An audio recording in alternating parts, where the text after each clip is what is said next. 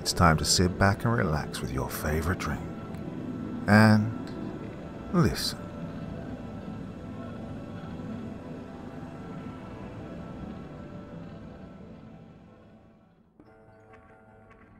My name is Joshua Allen, and I've made a horrible mistake. For years I had a secret obsession that I hid from pretty much everyone. Now, I know this is going to sound insane, but I was completely mystified by the idea of creating a homunculus. I know a lot of you have probably seen the YouTube videos of some loser using a chicken egg, but those are all fake.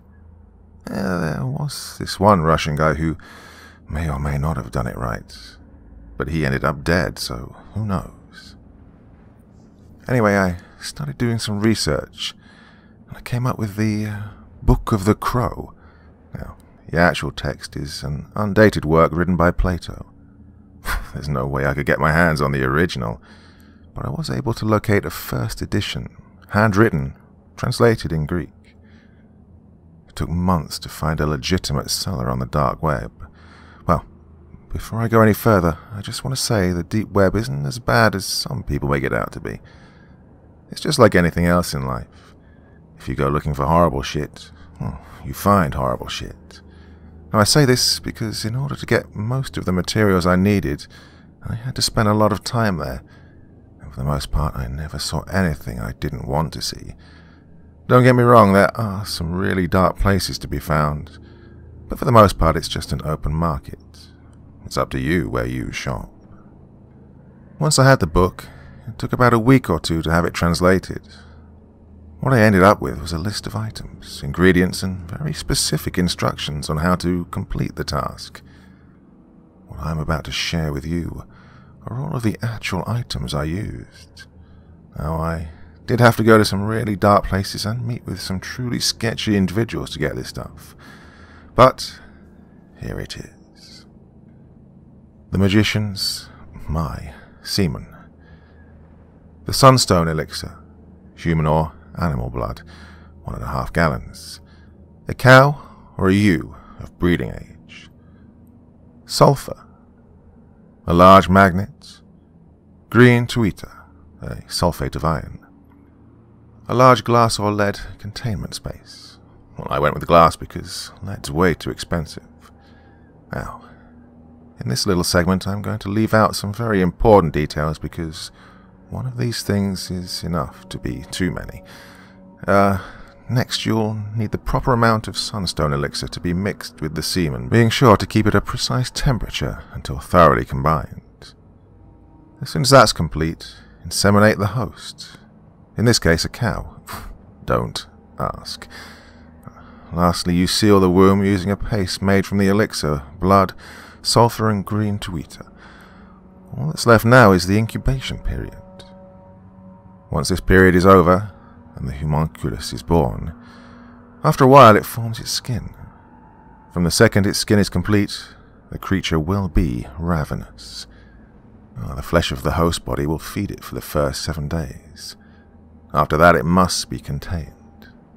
At this point the creature is nothing but a fleshy blob of muscle covered with dark veins stretching over its entire body.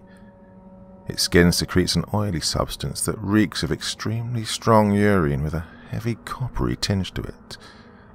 The smell is so strong that it burns your eyes and stains your skin. In the beginning the homunculus will attempt to take on the form of its food, simply because that's the only thing it's had physical contact with. Keep this in mind during feedings. Avoid letting it touch your skin until you're sure you want to continue. Now, the size of the homunculus directly relates to the size of the host. Now, homunculus literally means a little human. Most people misunderstand this statement and believe homunculus to be small creatures. Well, this couldn't be further from the truth.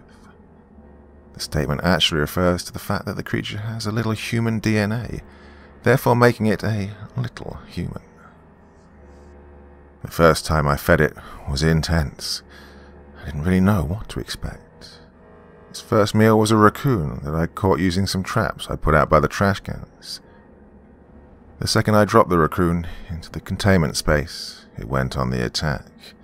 It arched its back and hissed before lashing out at the homunculus, striking it, then jumping back and preparing for another attack. And then something happened. The raccoon froze as if someone had pressed the pause button, stuck in mid-hiss. Drool started pouring out of its mouth and its body began to twitch rapidly before it fell over on its side, stiff as a board. That's when I saw it move for the first time. It oozed slowly towards the raccoon. I honestly thought it was dead until the homunculus made contact. The raccoon screamed and went into convulsions as the creature slowly covered it. That horrible odor intensified. Oh, it was overpowering. My eyes burned and my tongue went numb. The bile rushed up the back of my throat, forcing me to swallow hard to keep myself from vomiting. A wet, crunching sound sent chills through my body, and my legs started to cramp up. I turned to walk out of the room and collapsed.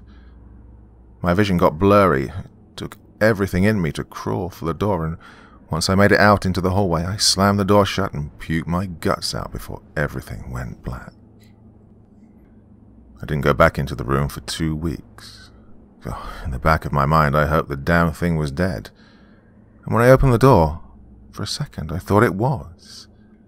The air was thick with the smell of rotted flesh mixed with that horrid, coppery stench. The creature was shriveled and grey. I almost smiled at the idea of that thing being dead, and then I stepped into the room. The second the door shut behind me, the homunculus slammed against the glass and released a mist into the air. My body instantly seized, and I vomited as I dropped to the floor. The pain was unbelievable. My head was spinning and my vision went blurry. I could hear the creature slamming against the glass as I passed out. I'm not sure how long I was unconscious, but when I came to, the homunculus was close to shattering the glass. I tried to crawl, but every movement was a struggle, and dragging through a pool of my own puke didn't make it any better. I dragged myself across the floor. As I made it to the door, I heard the glass shatter, followed by the meaty thud of the creature landing on the ground. I didn't look back. I crawled into the hallway and slammed the door just as the homunculus slammed into it. I sat there for a few seconds trying to compose myself when I heard a low hissing sound coming from inside the room. The hallway slowly started filling with that putrid, coppery stench. I didn't know what to do. The book didn't say anything about situations like this. I did the only thing I could. I ran. I scrambled to my feet and bolted for the front door, grabbing my car keys on the way. The cool night air rushed into my lungs the second I was out of the house. Still feeling lightheaded, I sprinted for the car and got in as fast as I could. But that gas must have been stronger than I'd realized, because the next thing I know, it's morning, and I'm still in my driveway, slumped over the steering wheel. The idea of going back in my house horrified me. I was working up the nerve to go back inside, but when I finally did, the homunculus was gone. That evening, the Stewarts' 10-year-old daughter Eliza went missing. The Stewarts live on my street, 3 houses down from me. Eliza was out walking the dog along the bayou that runs behind the neighborhood when she vanished. The police recovered her torn, bloody clothes a few miles downstream, but her body was never found. 2 days later, the Taylor family went missing. Ed and Irene Taylor, along with their newborn twins, had vanished from their home on a Tuesday evening. According to police reports, some form of toxic gas was used during the alleged kidnapping. There was blood and signs of a struggle, but once again no bodies were found at the scene. According to the news, several officers were rushed to the hospital. After entering the home, officers were taken ill and began to vomit before passing out. 5 days had passed, and the town was now buzzing. You have to understand, Heidelberg is a small town. There's maybe 2,000 people living here, and nothing like this had ever happened before. People were starting to get really nervous. The idea of some freak running around town gassing folks in their homes had everyone on edge. Then Officer Raymond Harris went missing. His bloody uniform and patrol car were found at a rest stop just off Highway 16. Well, the news hit town like a bomb. There were town hall meetings and neighborhood watch parties. If people weren't freaking out before, they were unhinged now. The tension in town was palatable. People didn't stop their lives, but you could tell things were different now. Everyone was scared. After 7 days of endless conversations about the murders and annoying citizen patrols, 2 more people went missing. Not just any people, though. Janice and Frank Stewart, Eliza's parents. The homunculus had doubled back, and this could mean only one thing. It was hunting. The creature has a pattern. It doesn't just kill. It erases bloodlines. Once it finds food it likes, it will hunt that line until it's all gone. At this stage, it will have chosen a suitable host form. Well, this also meant that I knew where it would be going next. It took the whole Taylor family at once, so there's no reason to go back there. So it was going after the Harris family next. Now, before I go any further, I need you to understand I'm not chasing this thing to save the day and be the hero. Hell no. I need to get within eyesight of the thing in order to initiate the blood bond. Because the creature comes from my DNA, that means we're bonded for life. And this bond allows me to give the homunculus direction, if it works. Finding the Harris house really wasn't as hard as I thought it would be. They lived on the north side of town in an upscale subdivision. I actually just Googled their address and I was there in 30 minutes. I got there close to midnight. The streets were quiet and empty. I sat there for 2 hours, halfway hoping nothing would happen. But then, it did. I just stepped out to take a piss, and while I was standing there, a cool breeze drifted through the trees, bringing with it an all-too-familiar odor that instantly made me retch. My heart jumped up into my throat. Screams cut through the silence, and gunfire erupted from somewhere inside the Harris house. I zipped up, narrowly avoiding disaster, and then ran for the house. More screams and more gunshots echoed through the night as I closed the distance. It felt surreal. I was so close. The second I stepped on the front porch, my lungs were assaulted, my legs instantly buckled, and I dropped to my knees. My eyes rolled back and my tongue went numb just before I puked and fell over on my side. As my vision slowly faded to black, I could hear only 2 sounds: the wet cracking of bones breaking through flesh, and police sirens somewhere off in the distance. I woke up in handcuffs, being checked out by paramedics. The minute they said I was okay, I was arrested. Now, obviously I didn't tell them the real reason I was there. I told them my girlfriend had just broken up with me, and I was out for a drive to clear my head. I'd stopped to take a piss, and that's when I heard the gunshots. I ran over to see if anyone was hurt, and that's when I got sick and passed out. Well, it took a while, but finally they believed me and eventually released me. I found out later the entire Harris family had gone missing. Both grandparents, the son, the brother-in-law, and the widow, all missing and believed dead. The body count was now 13, and the police had nothing. The whole town was going apeshit. People didn't feel safe in their own homes, so they started doing lock-ins. Now, for those of you who aren't familiar with lock-ins, it's basically just a giant sleepover and everyone's invited. It's a horrible idea if you ask me, but community unity seems to make people feel better, so more power to them, but I won't be there. With the streets being empty most nights, it was easy for me to drive around looking for anywhere the creature might be held up, but I wasn't finding anything. I was just about to wrap it up for the night, decided to grab a cold 6-pack and a fresh box of smokes. I was walking back to my car when somebody blindsided me. We both slammed into the side of my car and then crashed to the ground. What the fuck is wrong with... I stopped. It was Allison, my ex-girlfriend. God, her clothes were torn and covered in blood. She was crying and frantically looking around. "Oh my God, Josh, you have to help me. There's something chasing me. Please, you have to get me out of here." She was stumbling through her words. Seeing her so horrified almost made me smile a little, but well, I fought the urge and got up off the ground, helping her up as I got to my feet. "What's going on, Ali? Who's chasing you?" Well, she didn't really give me an answer until we were driving away. "Thomas and I were going to the lock-in when we caught a flat. We were on the side of the road when Thomas was changing the tire when it happened. First, there was this smell that made me sick. When I went to check on him, he was passed out. Well, next thing I know, something rushed us and grabbed him."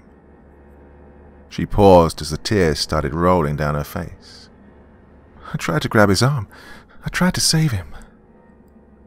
Alison broke down. She couldn't even finish her sentence. Deep inside, I was grinning ear to ear. Thomas was my former best friend, and the reason Alison had left me. Well, hearing he was dead warmed my heart. Well, by the time we made it to my house, Ali was a blubbering mess. I got her inside and called the police. Once the cops arrived and took Alison's statement, things took a turn for the worse. One of the officers recognized me from the Harris incident and pulled me aside. His demeanor changed from concerned to angry almost instantly. "Why are you involved in another one of these crime scenes, Mr. Allen?" Well, I screwed up and said the first thing that popped into my head. "I'm not. I was minding my own business on my way home when I ran into Alison. Well, she asked me for help, and here we are. This has nothing to do with me." I guess the officer didn't like my response because he got angry. "Listen, this is serious. 14 people are missing, and you seem to keep showing up. If I find out you're the one behind all this, I'm personally going to put you away." Well, I instantly responded. In hindsight, I probably should have kept my mouth shut. "What's your problem? I was just trying to help, and now you're accusing me of, what, murder? Then the fucker throat punched me and dropped me to the ground before I could finish talking. The officer glared down at me and grumbled, "See you soon, Mr. Allen," and then kicked me before walking away. Once I got myself together and went inside, I found Alison sitting at my kitchen table, nursing a cup of Johnny Walker Blue and taking nervous drags off one of my cigarettes. I paused in disbelief. I was a little pissed that she'd opened my bottle, but given the circumstances, I gave her a pass and joined her for a drink. I poured a nice cup before taking a long sip, draining the glass about halfway, and then took a seat. "Alison, I need you to tell me what you saw out there. Anything you can remember might help." Ali took another long drag off her cigarettes and looked at me with tears streaming down her face. "I'm not crazy, Josh. I know what I saw. That thing was horrible. It looked like a bear with no hair. Only it was way too big, and that smell, oh good God, that smell. Just thinking about it makes me want to throw up." We sat there talking for a while, before I got her a blanket and a pillow and let her crash on my couch. I stumbled off to bed, buzzing and still a little angry about the throat punch, but I was out cold in no time. I woke up a few hours later to the sound of glass breaking. Half asleep, I stumbled out into the living room to see my back door was wide open, and Alison was gone. I called her name out, but there was no response. There was broken glass on the kitchen floor and the faint lingering odor of copper and urine. I rushed over to the back door and spotted her standing in the corner of my yard, facing the tree line, talking to herself. "Alison, what are you doing? I think you should come back inside." Alison slowly turned to face me, half lying and crying at the same time. "It's him. It's Thomas. He's alive. I can't believe it. He's alive." I glanced over her shoulder, but I didn't see anyone. "Alison, I think you should come back inside." I stepped out into the yard and slowly approached her, reaching out to grab her hand, but she stepped back and started laughing. Don't you understand? He's alive. Thomas is alive. I took one step closer before she turned and bolted off into the woods, laughing. I chased her, struggling to keep sight of her in the dense woods, and she eventually lost me. I ran for a while longer before I was blindsided and sent flying through the air, slamming into a tree before crashing to the ground. A low growl rumbled through the darkness around me. I could hear something moving, stalking me from the shadows as I rolled over and sat up. A low hissing sound made me wince as that coppery stench filled my lungs and my body seized up. I vomited in my lap as Allison stepped out of the shadows. Her skin was slick with sweat, and an inhumanly wide smile was stretched across her face. She walked over to me and knelt down, running her fingers through my hair. "I'm saving you for last." Her voice became distorted as she spoke to me. Her body began to spasm uncontrollably. She stood and stepped back. I sat there frozen, watching in horror as she, or should I say it, reached up and tore off her lower jaw, leaving a gaping hole. Its tongue flopped around wildly, spattering blood as it slapped against her chest. Clouds of mist wafted into the air from the creature's body as it roared. Allison dropped to her hands and knees as her bones started snapping, shifting beneath her skin. Huge clumps of flesh began to slough off, splattering on the ground as what remained of her skull expanded and split, revealing jagged, sharp teeth. Its face now resembled a Venus flytrap made of flesh and bone. The creature slurped up the slurry of melted flesh and hair before turning its attention to me for just a second before it ran off into the darkness, laughing. I laid there for hours until the gas wore off. By then the sun was peeping through the trees, warming my face as the cool morning air slowly cleared the fog from my brain. When I was finally able to stand and walk home, I staggered out of the woods to find my house overrun by police officers. I was arrested and probably would have been charged for murder if it wasn't for my neighbor, Mr. Murphy, telling the cops he saw Thomas Gentry trashing my house before stealing my car. Even though I wasn't charged with anything, I was held at the police station for the next 2 weeks on unrelated warrants and eventually released. I'm saving you for last. I woke up screaming. It's been 2 months since the Homunculus escaped. 27 people are missing. I tried my best to get help, but that's kind of hard to do without incriminating myself. Everyday life has become a paranoid scramble for safety, and up until now I've avoided getting swept up in the insanity. Then I got invited to a lock-in. Now, on any other day I would have declined, but the woman who invited me was incredibly hot. How could I say no? Now I know there's other things I should be doing, but you've got to cut me some slack here. It's been a while. In any case, she ditched me 30 minutes after I got there, and I spent the rest of the night camped out on top of the bleachers. It was around 2 in the morning and I was watching a movie on my laptop. Everyone in the room was pretty much asleep.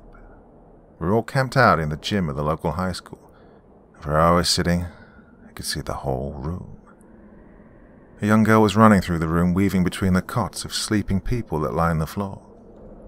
She didn't seem to be bothering anyone, but it was kind of odd that someone her age wasn't being looked after. I watched her playing for a few seconds when she suddenly stopped and slowly turned to face me. The second I saw her face, I recognized her. It was Eliza Stewart. My blood ran cold. I watched as she raised a finger to her lips and shushed me. A hideous, toothy smile stretched across her face. Her shoulders slumped forward and her body started to tremble, but she never took her eyes off me. And that's when the smell hit me and I realized what I'd been doing.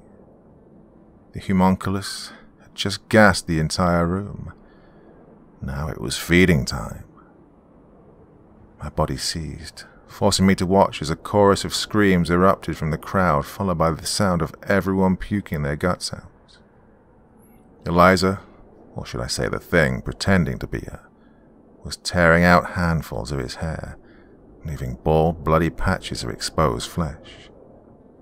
Its clothes began to shred away as its body expanded. There was a loud wet pop as the skin ripped and the bone splintered before it exploded. A foul red mist saturated everyone laying around her and started smoking as soon as it wet their skin. Tears ran down my face as I watched a room full of men, women, and children die, their bodies melting into a slurry of blood, bones, and vomit coating the gymnasium floor. As horrible as it was, I realized I'd just witnessed replication. Well, the homunculus doesn't reproduce, it can't. Instead, it replicates. Once the creature reaches a certain size, it splits, creating multiple bodies that function on one mind. It'll continue to do this as long as it has a food source. Before I could fully process what I'd just seen, something big slammed into the double doors that led into the gym. The doors held up to the first hit, but the second one did the trick. The doors came off the hinges, slamming to the floor as the homunculus came rushing in. It had doubled in size since I last saw it, and it instantly scooped up a mouthful of the putrid sludge that was coating the floor, bones and all, and then began chewing.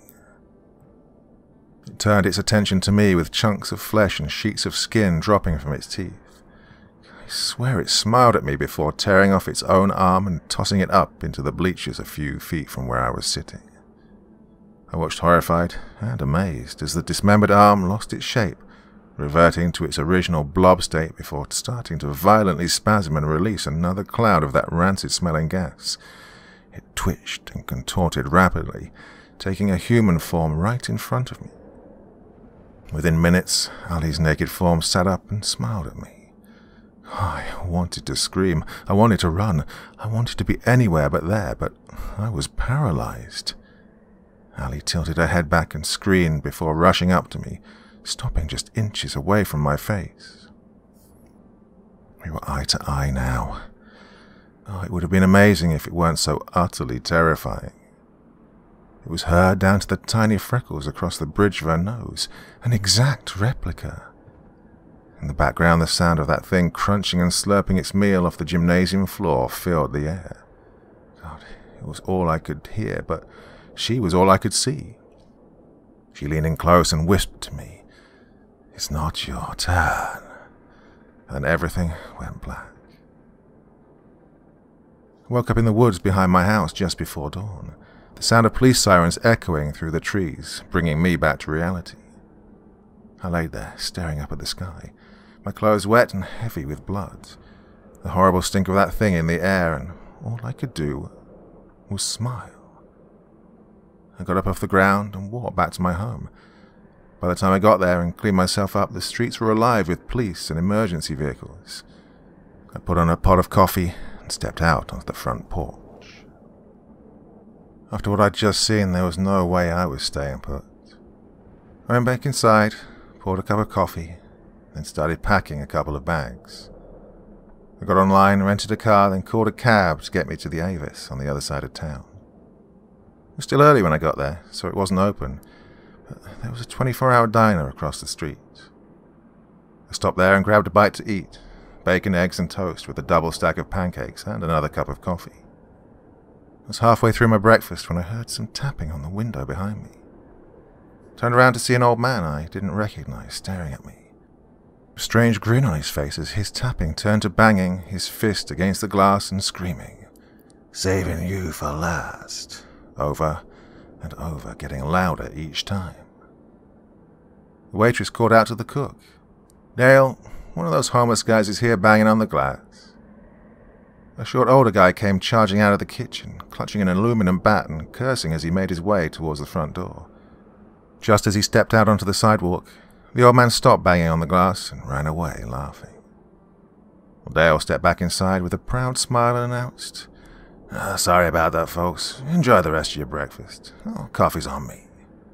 Then swaggered his way back to the kitchen, as if giving away 3 cups of watered-down coffee made him the man.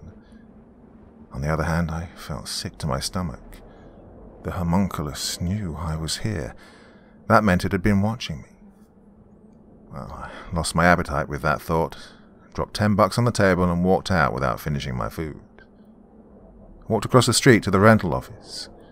The second I stepped inside, I knew I was in trouble. That odor washed over me, making me nauseous and flooding my brain with images from the school. I heard a gurgled plea for help coming from somewhere in the building. "Help me! Someone please help me!" A man's voice called out in pain. I slowly made my way towards the voice. The closer I got, I started hearing a wet, crunching sound. As I made my way down the hall, I noticed blood smeared on the walls. The cries for help turned to gurgling gasps for air as I opened the door to see nothing. The room was empty. I stood there for a few seconds trying to figure out what the hell was going on, when the chimes from the front door jingled. I turned around to see the hallway clean. The blood was gone and the air was fresh. I took a deep breath, put my head down and started rubbing my eyes. The service agent clicked on the hallway light and was startled to see me standing there, but it all worked out. Well, long story short, I picked up my rental car and hit the road. I was about 40 or 50 miles outside the city limits when the pain hit me like a bolt of lightning to the brain, and it didn't stop until I pulled off the road. Each time I tried to drive, the pain would come back 10 times worse. After 3 or 4 tries, I couldn't take the pain anymore. The Homunculus and I are bound, and, well, I can't leave it, and it can't leave me. So I sat on the side of that highway for a long time before I turned the car around and drove back into town. I drove around for a while until I came to the high school. The place was crawling with media and police. I wanted to stay as far from that scene as possible, so I kept driving. When I pulled up at my house, my next-door neighbor, Mr. Murphy, was in front of his lawn raking leaves. As soon as I stepped out of the car, he waved hello and walked over. "Have you heard what happened at the school?" He sounded almost happy about it. "Oh, it's horrible, just horrible. All those poor people gone and nobody saw a thing." I shook my head and laughed a little. "Well, Mr. Murphy, at least we're still here, right?" I turned and walked towards the house. As I got closer to my door, I heard Mr. Murphy say, "Have a nice evening." I swear, for a second, it sounded like his voice distorted, but when I turned to look at him, he was gone. There was no one around. I stepped back away from my door and into the yard to see if maybe he'd walked off, but it was as if he was never there. Leaves still littered the yard, rustling in the breeze. I rubbed my eyes and then quickly went inside. As soon as I dropped my bags and went to the kitchen, my phone rang. I didn't answer it. Instead, I grabbed a beer out of the fridge, turned on the television and sat on the couch watching the news till I dozed off. It was the first real sleep I'd had in months, and it felt great. Right up until someone started banging at my front door. "Oh, who is it?" I shouted. I was still half asleep. There was no response. Getting up off the couch, I made my way to the door, and as I did, the knocking stopped. I asked again, and still no response. Pausing for a second, I had to laugh. "You've got to be kidding. You're going to have to do better." There was a pause, then another knock, and I heard a familiar voice. "What? Hey, open the door. It's Adam. I'm here looking for Thomas." Adam is Thomas's younger brother. Decent guy, I guess. I've never had a problem with him. I opened up to see him looking over his shoulder and acting kind of jumpy. "What's up, Josh? I know you guys aren't exactly tight right now, but have you heard from TJ lately?" Shaking my head, I invited him in. "No, haven't heard from him, but I did run into Allie and he wasn't with her, so maybe you should check his place." We talked for a while longer, and then he eventually hit the road. The second my front door slammed shut, I turned and saw a shadowy figure rush through my living room. When I reached for my pocket to grab the car keys, I realized the keys were on the kitchen table. Shit. Taking a deep breath, I headed that way. I was going to grab the keys and get the hell out of there, but, well, it didn't work out that way. The second I stepped in the kitchen, that low hissing sound filled the air. Grabbing the keys and turning to leave, something grabbed me and threw me across the room. I slammed into the wall and landed on the floor, gasping for air, that smell of copper and urine making me retch. My tongue went numb and my eyes burned as a low, rumbling growl took over the room. I fought the urge to vomit and tried with all my might to get up, but my body wouldn't budge. The growl slowly became laughter as a familiar frame came into view, and as soon as I saw it, I knew who it was. Thomas fucking Gentry. Of all the people to imitate, the homunculus had chosen him. It stood there looking down at me for a few seconds, then tilted its head back and sniffed the air before finally speaking. "You can't run from me, Josh." It knelt down, getting closer to me. Leaning in close, it licked the side of my face, and its saliva burned my skin. Its eyes rolled back in its head, and drool poured from its mouth as its body began to shake uncontrollably. The homunculus backed away from me, clawing at its own face, ripping out fistfuls of flesh, screaming as it bolted away, crashing through my back door and running off into the woods. Once the gas had worn off, I grabbed my gun and followed the creature's tracks into the woods.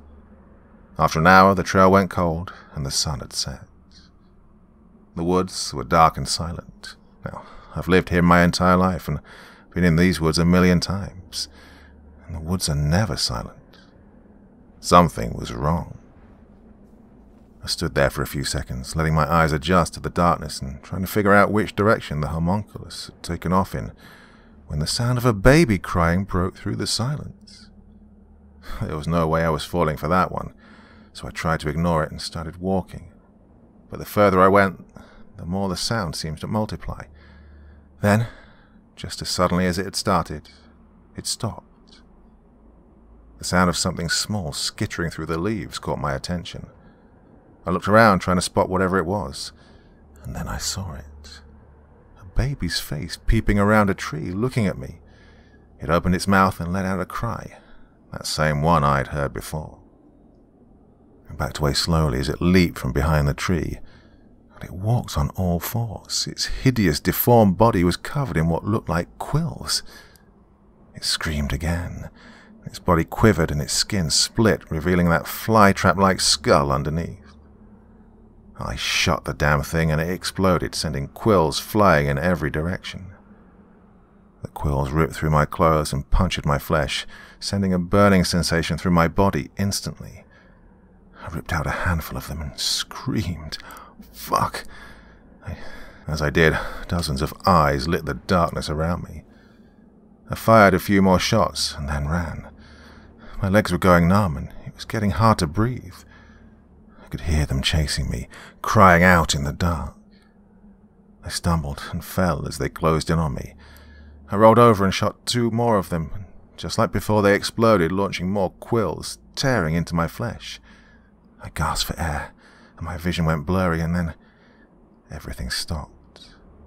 A low, heavy growl filled the air. That horrible stench wafted in on the breeze as it got closer. My hands were trembling and my vision was blurred. I'd have to let it get close before I could take a shot, one that I didn't want to miss.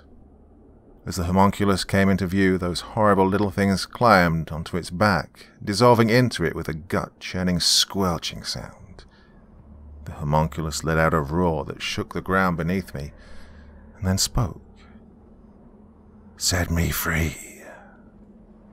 It was standing directly over me, rearing back and preparing to take its first bite. Oh, it took everything in me to raise the gun and fire. Its head snapped back and it slumped down on top of me, reverting to its blob state, pinning me to the ground, smothering me. Oh, I couldn't breathe, I couldn't move. My vision faded to black, then silence. "Clear." Electricity surged through my body. My eyes shot open, and I took in all the air my lungs could handle. My body was broken and bloody, but I was alive. Paramedics and police were everywhere. Apparently someone saw me run into the woods carrying a gun and called the police. "Where is it? Where is it?" I asked frantically as they loaded me onto a stretcher and carried me out to the woods. They thought I'd been mauled by either a bear or a mountain lion, but I'd been found alone. I was in the hospital for 2 days before I got my first visitor. A tall, bald guy with a scar that ran down the side of his face, from his forehead to his chin. He walked in and stood next to my bed for a second, before he spoke to me in a distorted, familiar tone. "Saving you for last." He smiled a wicked smile, then turned and walked out of the room, laughing. This is Casey Monroe reporting for Channel 3 News. We're here live at Harold Wilson High School, the scene of what's being called one of the most horrific crimes in recent history.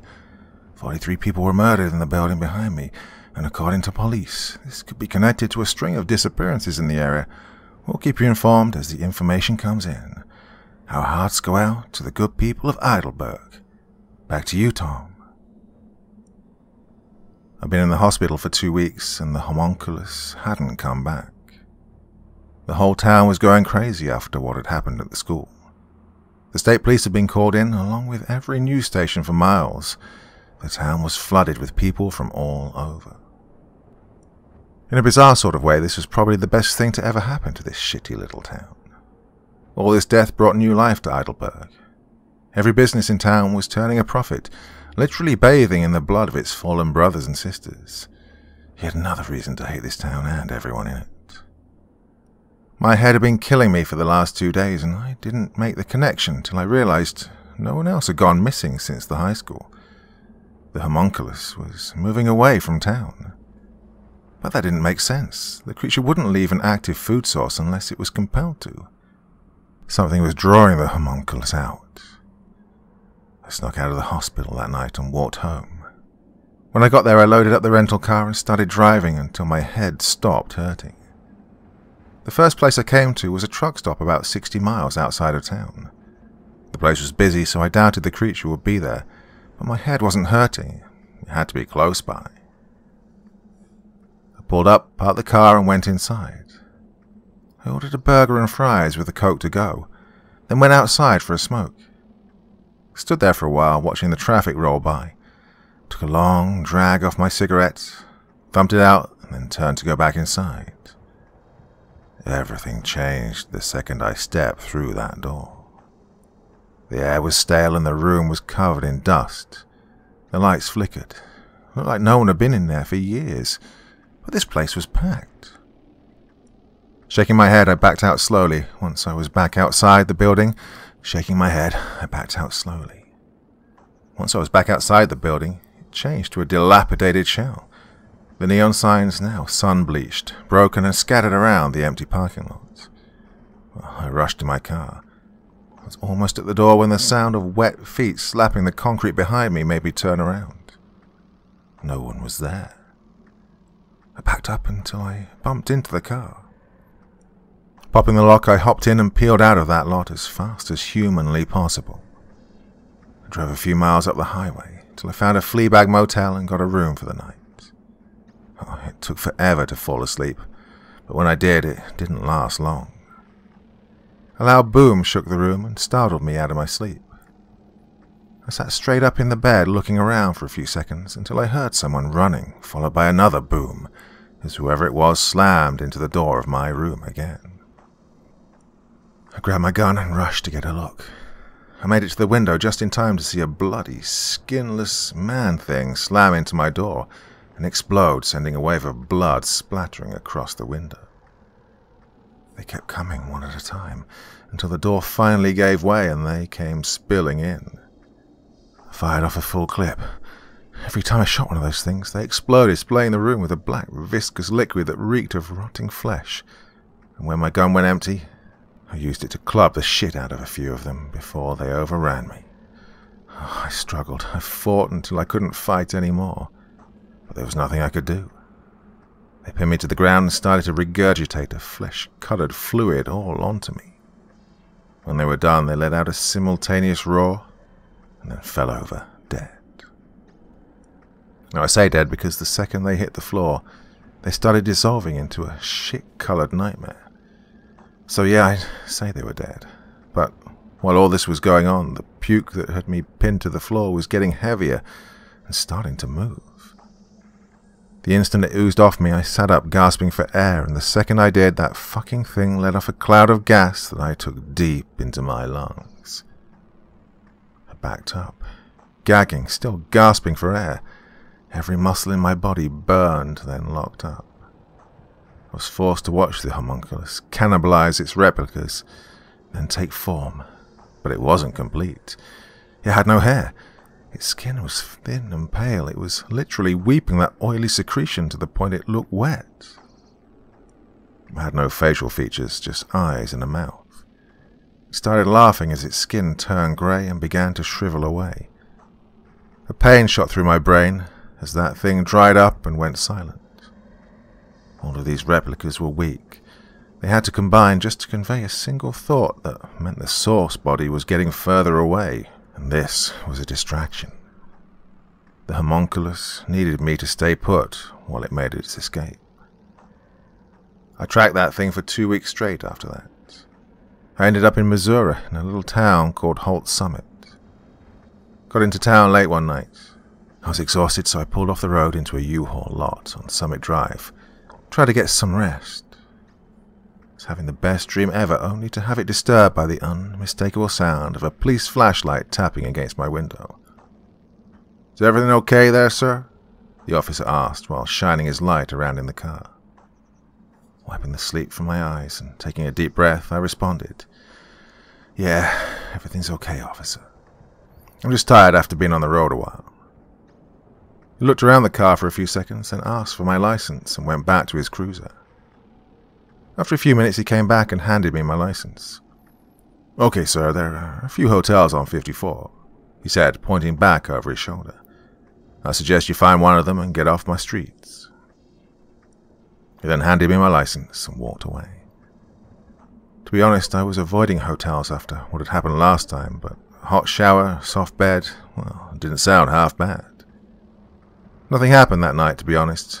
Nothing happened for the next couple of days, but that gave me time to reach out to some of the contacts I'd made, gathering supplies off the dark web.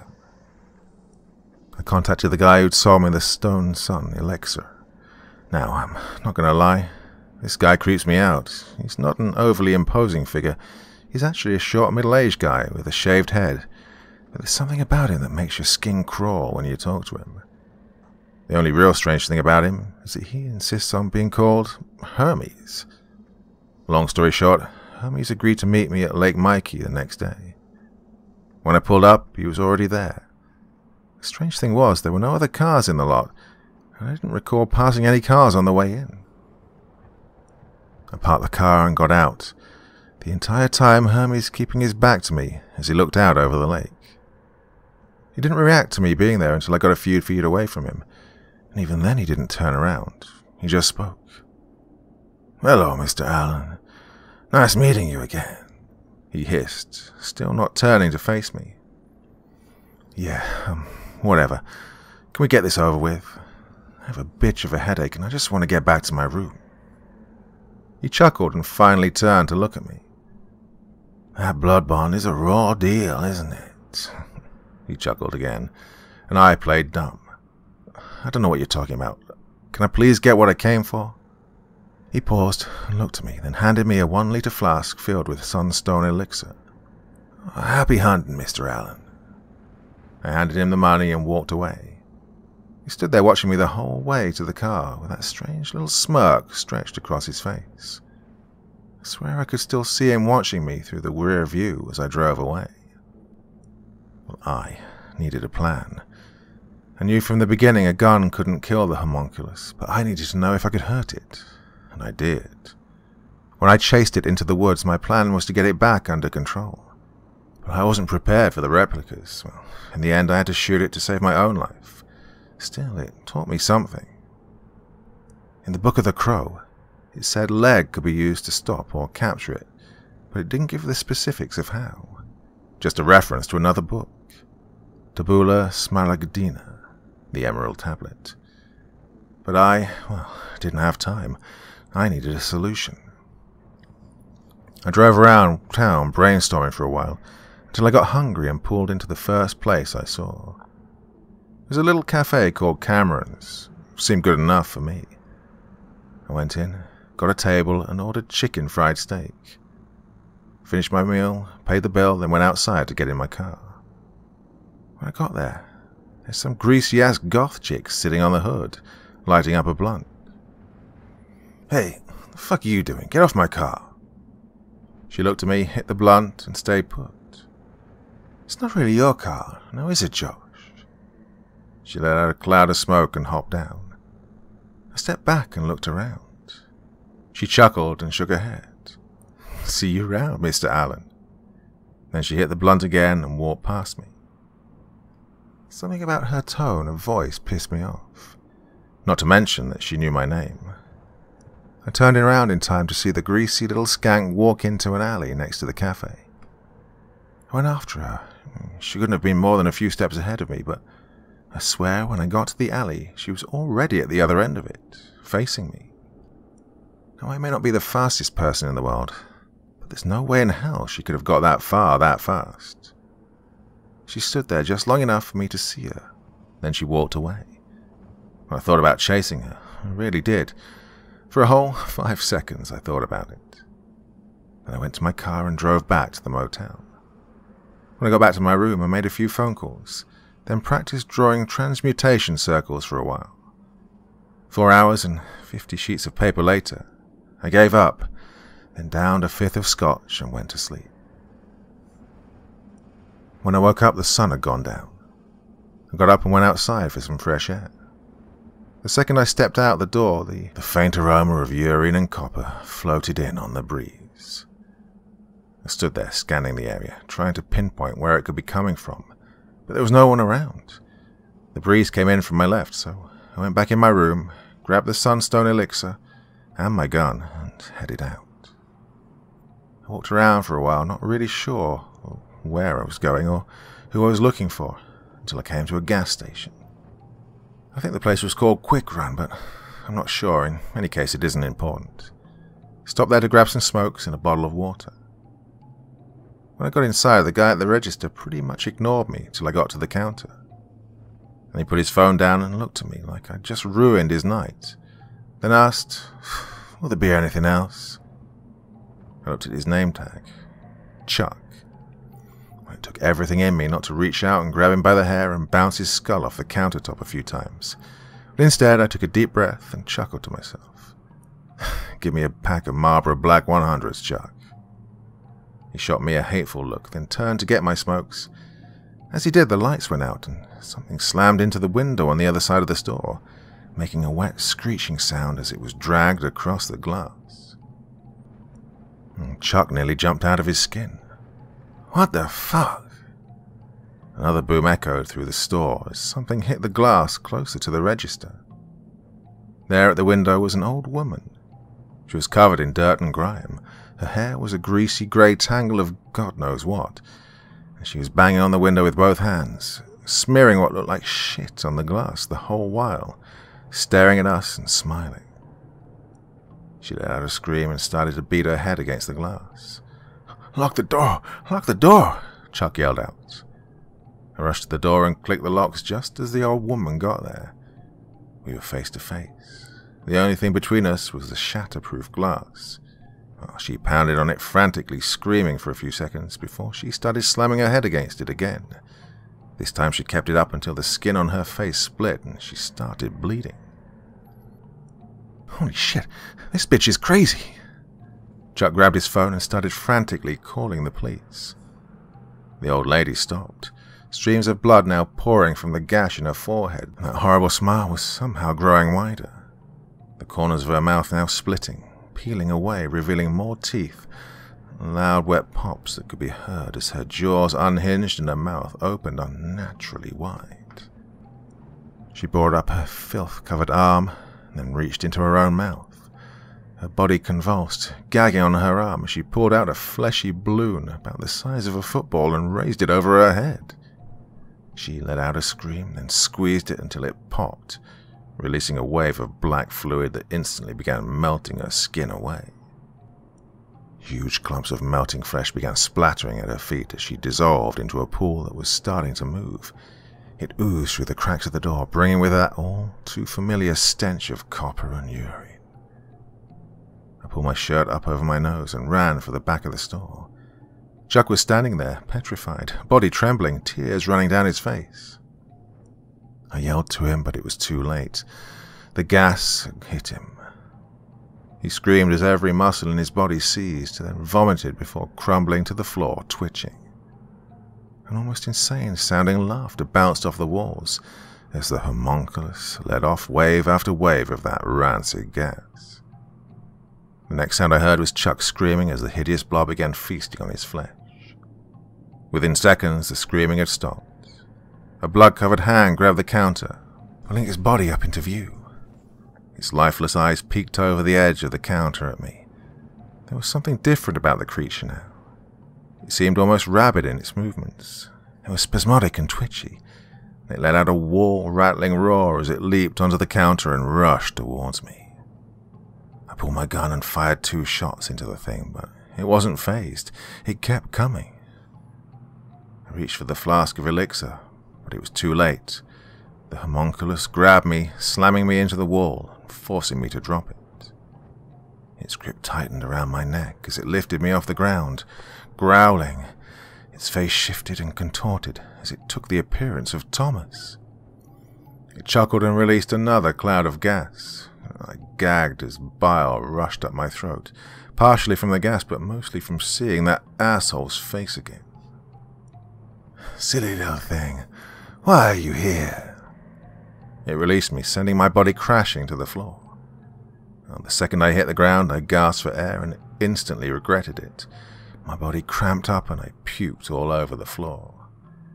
The homunculus reached down and swirled a finger around in the warm pool of vomit and then tasted it. "Did you really think you could control me, meat thing?" Somehow I managed to get my body to move. Reaching out and grabbing the flask, I popped the top off with my thumb. The instant the flask opened, the homunculus reacted by letting out a sound that nearly shattered my eardrums. I cringed, trying to cover my ears as the creature ran and slammed into the glass until it shattered, allowing it to escape into the darkness of the night. I could hear sirens in the distance. The cops would be here soon. I forced myself up off the floor and stumbled away from the gas station. The entire way back to the motel, I could hear that cicada-like sound echoing through the darkness. Something had changed. The homunculus was on its own path, and I needed to know why. When I got back to the motel, I started researching anything that could force the homunculus to ignore the blood bond. I read for hours, and then on the last page of the Book of the Crow, there was a small passage that read, "Beware the chimera's perfume." Well, there was no way around it. I needed to get my hands on the emerald tablet. I called everyone I could think of, except one, Hermes, and they were all dead ends. I made that call. The phone rang for a while, and I honestly hoped he wouldn't answer. But he did. "Mr. Allen, I've been expecting your call. How may I assist you this evening?" His voice was like sandpaper on my brain. I just wanted to get the conversation over with. "Look, I'm looking for the emerald tablet. Do you know where I can get it?" He stayed silent for a moment and then, "Well, yes I do, but you're going to have to come to me to get it." The sound of thunder rumbled in the distance as the first few drops of rain started to fall. Josh stood outside his car at Pettisville Community Park, wondering how long this was going to take. A statuesque redhead jogged by, stopping at a bench to tie her shoe. For a brief second, he could have sworn it was Allie. He put the thought out of his mind as he watched her jog away, disappearing into the park. "Great ass on that one," a man's voice chuckled from behind him. Josh turned around to see a short, heavy-set man with thinning grey hair. "Oh, I didn't mean to startle you," he said, coughing into his hand before wiping it on his shirt and reaching out to shake. Josh stood there looking at him for a second before he finally withdrew his hand. "Oh, you must be Josh. Hermes told me you'd be here. I believe I have something you need." Josh looked over the... "Oh, come on." Josh looked the guy over before finally saying anything. So, you're the nameless one. Seriously, what's all that about? The old man chuckled and shook his head. The man's... Come on! The name's Tim. I call myself that when I deal with Hermes because the guy's a bit of a creep and I prefer he doesn't know my real name. Josh shook his head slightly, laughing to himself, wishing he'd done the same. Anyway, Tim, can we get on with it? How much for the book? Tim smiled and nodded. Straight to the point, I like that. It's already been taken care of, pal. Now, meet me at 8, I'll be at Murphy's bar in town. Do yourself a favor, though. Stay away from Hermes. Dude's real bad news. And with that, the old man turned and walked away, whistling some strange little tune. Well, there wasn't much in Pettisville, so finding the bar was pretty easy. Josh got there a little early, ordered a drink, and took a seat in a corner booth facing the door. About halfway through his beer, Tim plopped down in the seat across from him, placing the book on the table. Here you go, pal. Hope it does you some good. Oh, God knows it didn't do shit for me. Tim laughed, then ordered a couple of shots from the bar. If you don't mind me asking, what do you need this thing for? Josh finished off his beer, then took one of the shots and downed it before getting up from the table. None of your fucking business. Now, have a nice night. He took the book and headed for the door, dropping a 20 on the bar as he walked out. He hadn't been paying much attention, but when a horribly familiar stench wafted in on the breeze, he realized his head hadn't hurt since getting into town. The homunculus was here. Josh popped the lock and tossed the book on the front seat, looking around the empty street. Oh, shit, he muttered to himself, sliding into the driver's seat. Where the hell are you?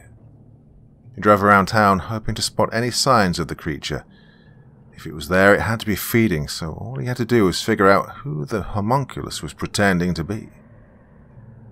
He pulled off the road and took the flask of sunstone elixir from the glove box, then checked the pistol he kept under the seat.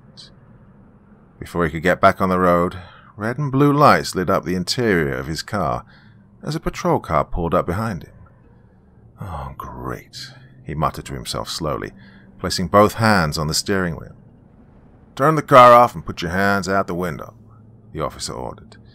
Now open the door and step out facing away from me. Put your hands up and walk backwards towards the sound of my voice, then get down on your knees. Once Josh was cuffed up and placed in the police car, the officer began conducting a search of the car. It wasn't long before he found the flask and the gun. The officer came back and placed both items on the hood of the car, then got on the radio, but before he could finish the call, something came rushing out of the bushes and slammed into him. The impact rocked the car and sent both the pistol and the flask tumbling to the ground. The struggle only lasted a few seconds, then the gut-churning sound of tearing flesh and breaking bones cut through the silence. Josh panicked. He lay back on the seat and tried kicking out the windows. With each thud of his feet against the glass, he could feel his body starting to cramp up, and that putrid smell was seeping through the vents, filling the car. Somewhere in the chaos, there was a moment where everything went still. Taking a deep breath, Josh mustered what little strength he had left and kicked the window one last time. Instead of shattering, it came off track and slid halfway down. Struggling for a few seconds, he managed to slide the cuffs underneath his legs and bring his hands up in front of him. The instant he sat up, the door was violently torn off, and he was yanked out of the car. The homunculus wasn't pretending to be human. Instead, its body was an amalgamation of deformities. Its skin was pale, nearly translucent, road-mapped with thick, dark veins. It was almost spider-like. It walked on 4 oversized arms, using its hands for feet. It didn't have what you'd recognize as a face. Instead, its bulbous, misshapen body was covered with eyes, and large dagger-like teeth hung from its undercarriage. Well, this was insanity. The source had begun creating its own version of life. There was no getting it under control now. Josh scanned the area, hoping to lay eyes on the flask, but there wasn't enough time. He had to run. Getting to his feet, he sprinted toward the only light he could see. There was no way he could outrun that thing. It was on him almost instantly.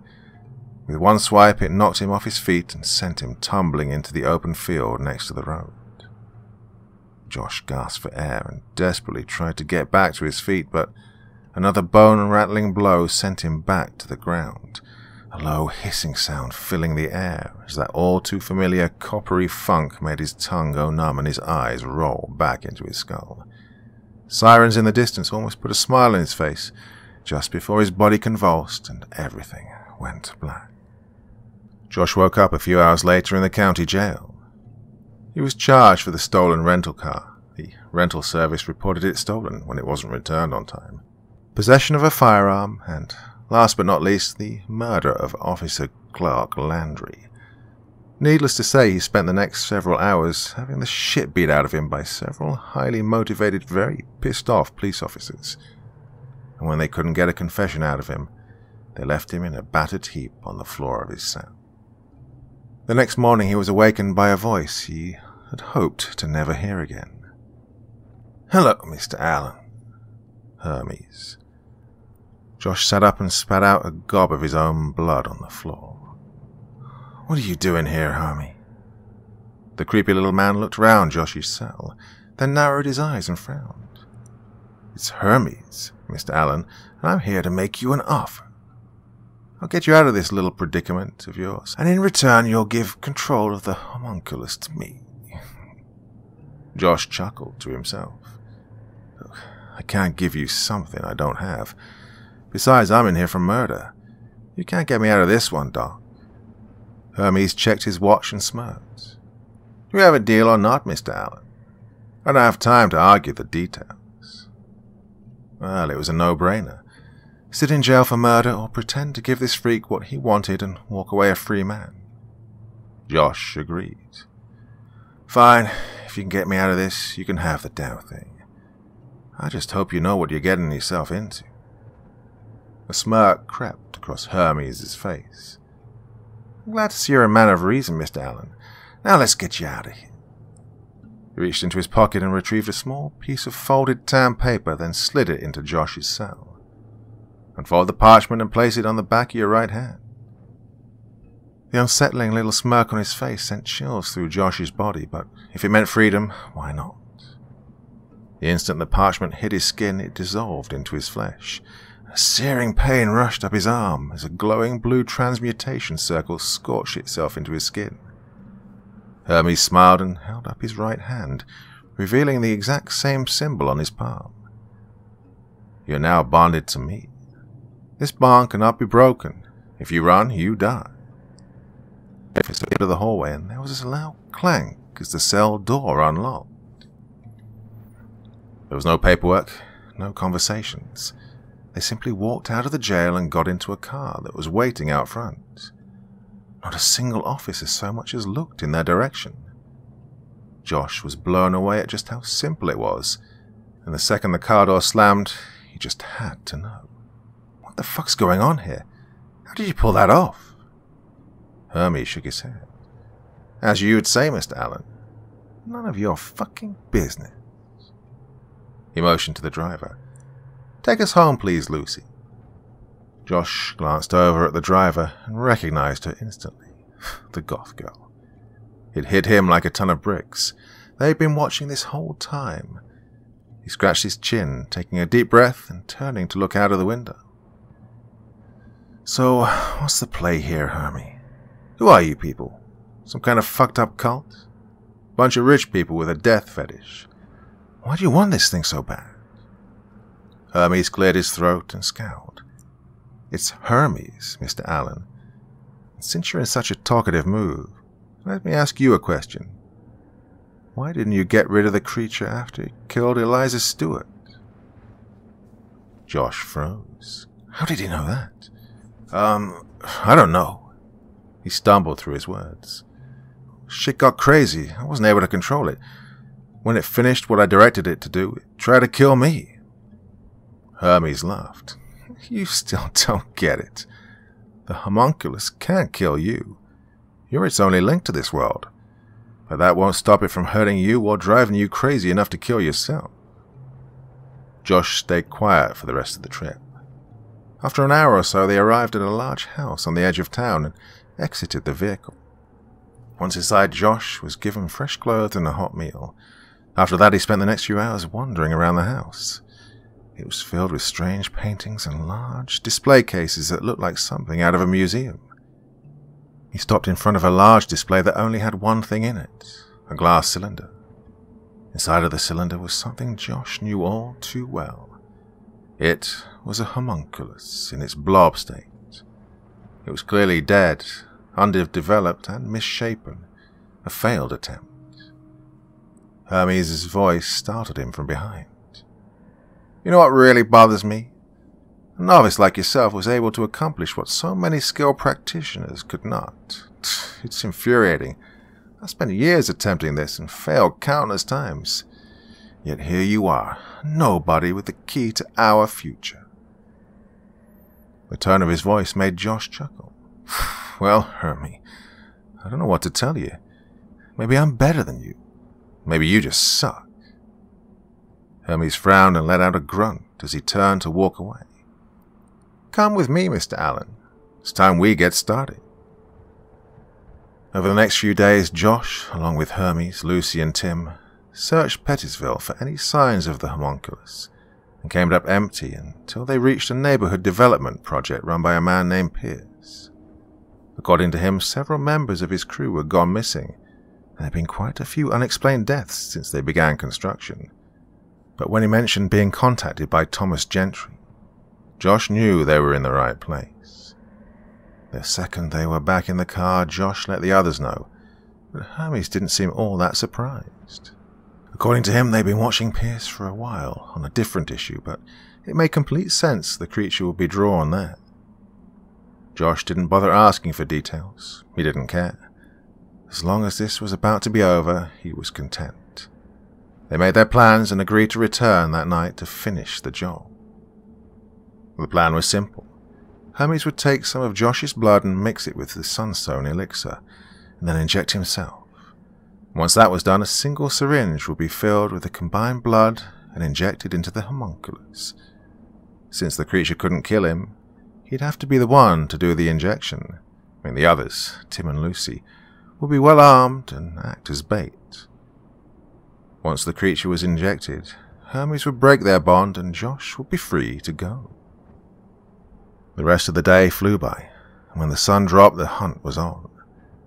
Josh didn't like the idea of getting that close to the creature, and the fact that Hermes had never successfully birthed a homunculus was giving him serious doubts about the plan. "Hey, Hermes, what makes you think this will work? Your track record makes me feel like this is going to get us all killed. What makes you so sure?" Hermes paused, clearly agitated, and took a deep breath. "I'm afraid the details might be a bit too much for you, Mr. Allen. Just know my technique is second to none." Josh nodded his head, looking over at Tim and Lucy, who were strapping on riot gear and loading assault rifles. "Just so we're clear, Hermie, no matter what happens, once I've done my part, I am out." Hermes smiled to himself. "Well, believe me, Mr. Allen, I'm counting the minutes." They arrived at the construction site a few hours after sundown.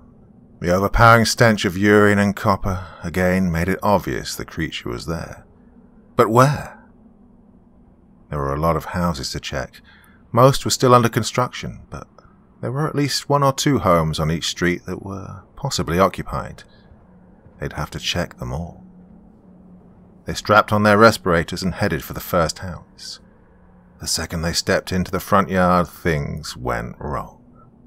There was a woman sitting on a porch swing, humming a little tune as she gently swayed back and forth. The instant she locked eyes on Josh, she jolted to her feet and let out a scream before charging off the porch. Tim was in front and let off a quick burst from his AR-15, dropping her but not stopping her. The second she hit the ground, her body convulsed as her bones exploded beneath her skin, tearing through flesh that was peeling away in bloody layers as screams became roars. Lucy rushed over and pumped a few more rounds into her, but it was too late. The alarm had been given. More were on the way. Hermes walked over and knelt down to inspect the replica. Absolutely amazing. You must share your secret with me, Mr. Allen. What you've done here is godlike. You, sir, have a true gift. Even through the mask, he sounded impressed. Tim and Lucy, on the other hand, weren't so enthusiastic about the situation. We need to get out of the open, Tim barked, as more figures approached from the far end of the street. Skinless, humanoid things emerged from the darkness, screaming as they ran full speed towards the group. What the fuck are those? Lucy yelled out as she opened fire on the incoming wave of replicas. Meanwhile, Hermes calmly strolled across the front lawn and vanished into the house. Josh slowly backed away, with Tim and Lucy distracted and Hermes undoubtedly hiding somewhere in that house. This was the perfect time to get out of there. He turned and bolted for the car. Between the bursts of gunfire, he heard Lucy yelling, "Shit, he's running! Get back here, you asshole!" Ignoring the thought of getting shot in the back, Josh picked up his pace and sprinted towards the road they'd come in from. For a second, he really thought it would work, until a searing pain surged up his right arm, and every muscle in his body contracted, and he face-planted into the concrete. Josh grunted through clenched teeth and tried to move, but he couldn't. All he could do was lay there, listening to the sound of Lucy and Tim catching up to him. "You owe me $20, sucker. I told you he'd run." Lucy jogged over to Josh and looked down at him. "You really are a fucking scumbag, aren't you?" She dug in his pocket, pulled out a 20 and handed it to Tim. "Now help me get him to his feet so we can get back to Hermes." Once they were inside the house, Josh's body returned to normal. Tim and Lucy had taken up positions, one watching the street and the other watching the back of the house. Hermes was pacing the floor excitedly. "This is incredible. Fully functioning replicants. The source body must be magnificent. You must tell me, Mr. Allen, how were you able to accomplish this?" Josh closed his eyes, rubbed his face, and chuckled to himself. "I followed the instructions. It's that simple, Hermes, no secret. I did exactly what I was told to, step for step, and it worked. The end, I don't know what you're waiting to hear." That look of excitement was replaced by anger. Hermes stopped pacing and held up his right hand, making a fist. Pain surged through Josh's body as a wicked smirk formed on Hermes' face. "You will tell me what I want to know, or you'll die in this place, Mr. Allen. Now, tell me." He was nearly foaming at the mouth. Hermes then released his grip and stepped back as Josh collapsed to the floor.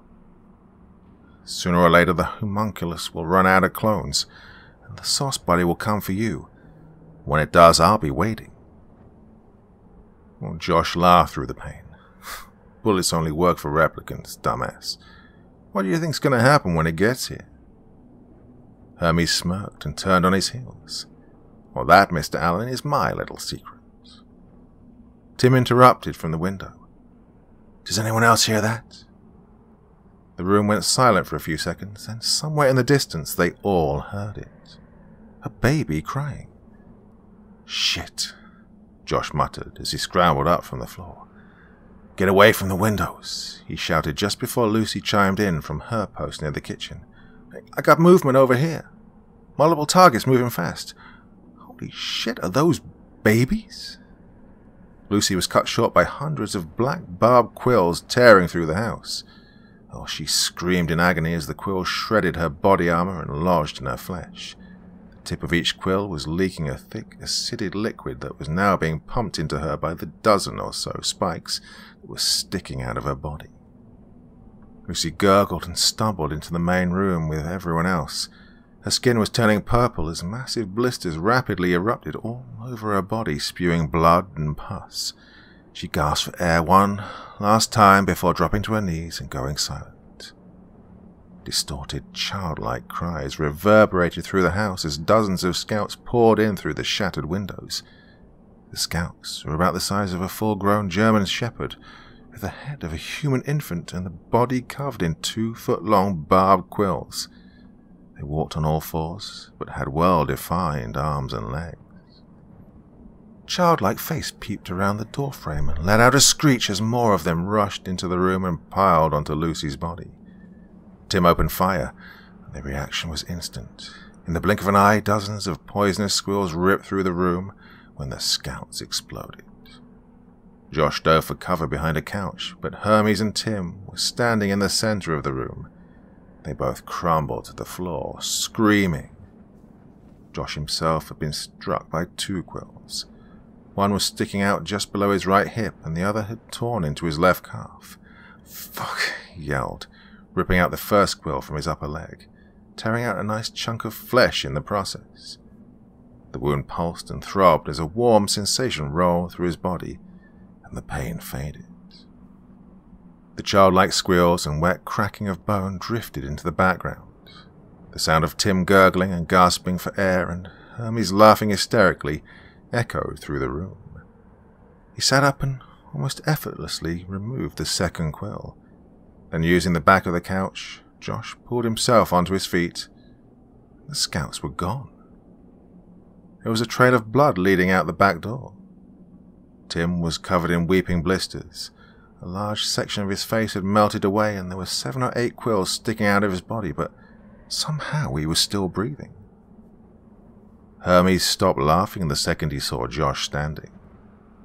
There were quills dug into his flesh, and yet he seemed almost calm as that strange little smirk crept back to his face. Josh glanced down in time to see the muzzle flash from a pistol gripped in Hermes' hand. His head snapped back as bits of his brain and skull splattered across the wall. Hermes dropped the pistol in his lap and laughed as Josh's lifeless body crashed to the floor. Hermes tilted his head back and chuckled to himself as a low hissing sound filled the room. He jolted upright, wincing in pain. The overpowering stench of copper and urine filled his lungs. He coughed and gagged, retching from the bile rushing up the back of his throat. His body seized so violently he bit through his own tongue and soiled himself before grinding his teeth until they shattered. Festering blisters rolled across his skin like ripples through water. Hermes screamed, praying the world would go black, but it didn't. From somewhere behind him a door creaked open, and a naked woman walked into the house. She had long red hair and pale, slick skin. She crossed the room silently and stopped, standing over Josh's body for a second before turning to Hermes. She slowly walked over to Hermes, knelt in close and whispered into his ear, her voice a low, guttural growl. "I'm so hungry."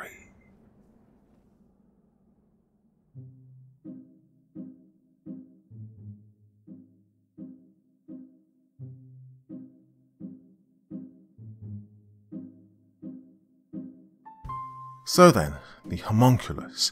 Now, I'm sure there's going to be a raging debate in the comments section about my pronunciation of that word.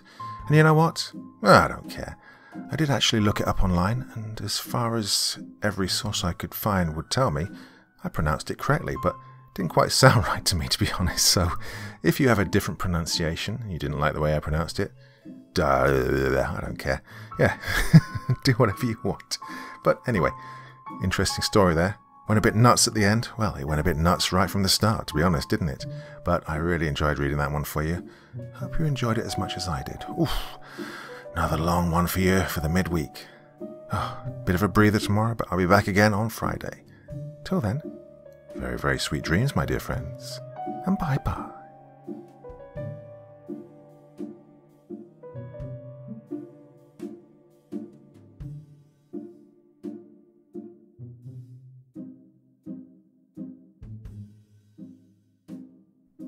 Thank you so much for taking the time to listen to this story today. It really means a lot to me and to the author of the story, of course.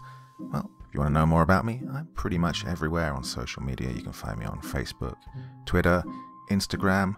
You can download my music on SoundCloud. I've got a Patreon if you feel like. Throw me $1 or $2. Very much appreciated. And of course, on Reddit, I have a place where you can leave stories if you want me to read one that you've written. Well, hoping to see you all again very soon. Till then, sweet dreams, and bye-bye.